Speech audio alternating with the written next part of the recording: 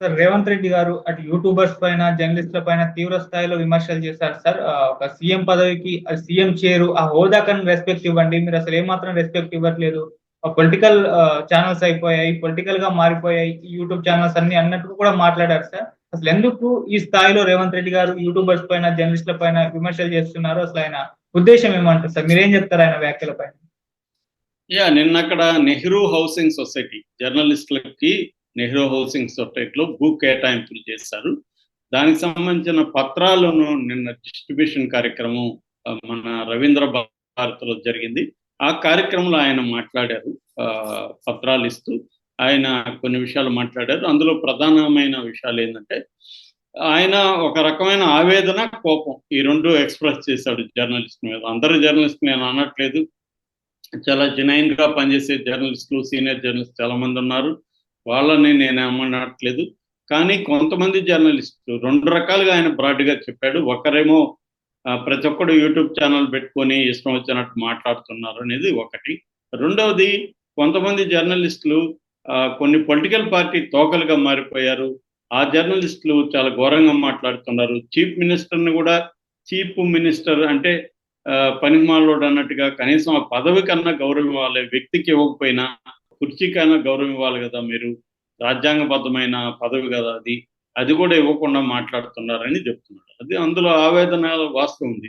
మన జగన్ కూడా చూసాము, ప్రతి ఒక్కడు సైకో సైకో సైకో అనేవాళ్ళు. నిజానికి ముఖ్యమంత్రిని పట్టుకొని సైకో అనొచ్చా అన్న చర్చ మరి ఈయన కూడా తెలుగుదేశంతో ఉన్నాడు కదా, ఈయన కూడా ఖండించాలి కదా. అట్లాంటప్పుడు ఈయన విషయానికి వచ్చేసరికి ఈయన బాధపడుతున్నాడు. సో ఇక్కడ ప్రాబ్లం ఏంటంటే రేవంత్ రెడ్డి లాంటి వాళ్ళతో వీళ్ళు వేరే వాళ్ళని చేసినప్పుడు వీళ్ళు ఎంకరేజ్ చేస్తారు. మొన్నటికి మొన్న సుప్రీంకోర్టే రేవంత్ రెడ్డిని విమర్శించింది, కాంగ్రెస్ పార్టీని విమర్శించింది, కాంగ్రెస్ పార్టీ పెట్టిన పోస్టులన్నింటినీ తీసుకురమ్మని చెప్పింది సుప్రీంకోర్టు.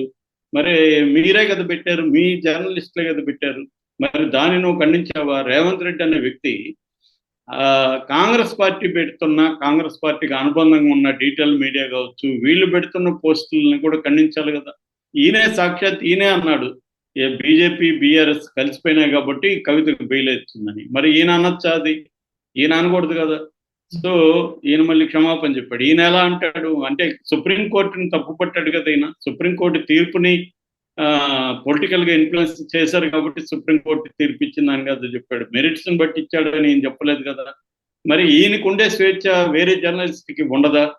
సో ఇది ప్రాబ్లం ఏంటంటే బీజేపీ అయినా అధికారంలో ఉన్న పక్షాలన్నా మీడియా మొత్తం తనకు అనుకూలంగా ఉండాలని అనుకుంటాడు.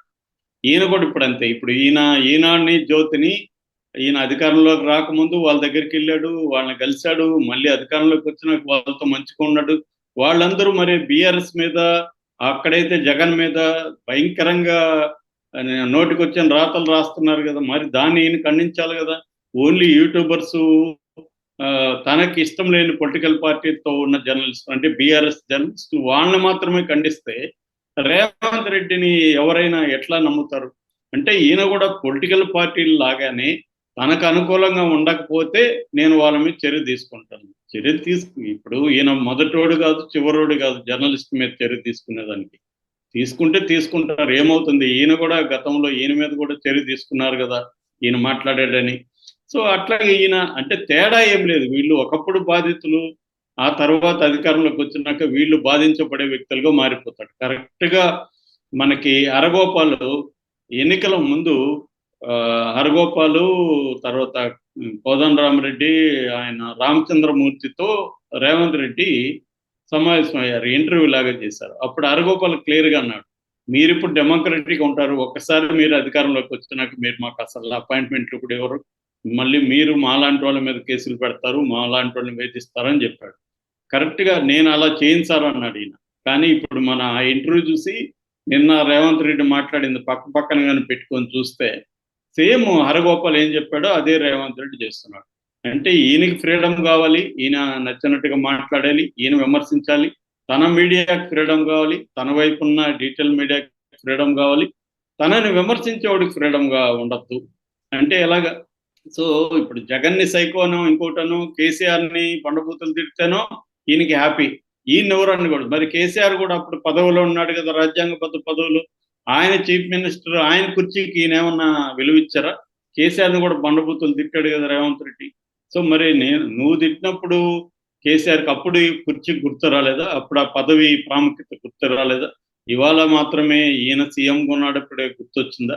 సో ఇది ఏంటంటే, ఒకటి మన విషయం చెప్పేటప్పుడు కన్విన్సింగ్ గా ఉండాలి. మనం మనకి ఇష్టం వచ్చి, నాకు పదవి ఉంది కాబట్టి నా ఇష్టం వచ్చిన మాట్లాడు. పదవి శాశ్వతం కాదు, అందులో కాంగ్రెస్లో అసలు శాశ్వతం కాదు. కాబట్టి మళ్ళీ ఉల్టా అవుతుంది, మళ్ళీ మారుతుంది. అప్పుడు మళ్ళీ ఈయనకి జర్నలిస్టులు అవసరం అవుతారు. సో ప్రతిపక్షంలో ఉన్నప్పుడు ఇలాగే మాట్లాడుంటే మనం ఇప్పుడు అర్థం చేసుకోవచ్చు. ప్రతిపక్షంలో ఉన్నప్పుడేమో మీడియా కావాలి, ఎందుకంటే అధికార పక్షానికి వ్యతిరేకంగా రాసే వాళ్ళందరూ ఈయనకి కావాలి.